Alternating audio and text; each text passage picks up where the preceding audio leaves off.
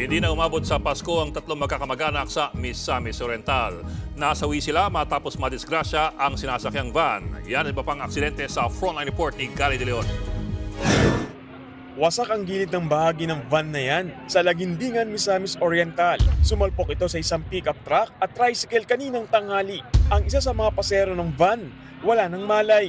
Isa-isang inilabas ng mga rescuer ang 11 sakay ng van. Sa kasamang palad, 3 sa kanila ang dead on arrival sa ospital. Ayon sa pulisya, galing Cagayan de Oro papuntang Zamboanga ang van. Nawalan umanito ng kontrol.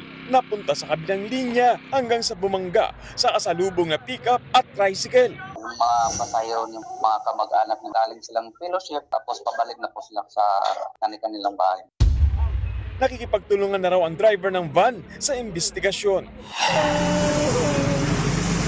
Paghingi na lang ng saklolo ang nagawa ng lalaking ito nang makitang nakahandusay ang kanyang misis. Sa harap naman niya ang isang tumagilid na SUV. Nabundol ng SUV ang babae sa Zigzag Road sa Rodriguez Rizal kagabi. Ayon sa uploader, na-flat ang gulong ng motorsiklo ng mag-asawa kaya tinulak nila ito sa daan hanggang sa nasa pool ng SUV ang babae. Posible raw na nawalan ng kontrol ang driver ng SUV kaya ito tumagilid. Agad namang isinugod ang babae sa ospital at nagpapagaling na. Ayon sa pulisya, nakipag-areglo na ang mag-asawa. Nagbabalita mula sa Frontline, Gary De Leon, News 5.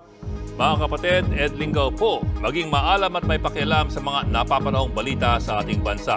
Para sa mas malalimang pagtalakay at paghimay sa mga issue at headlines, tumutok lamang at pag-subscribe sa social media pages ng News 5.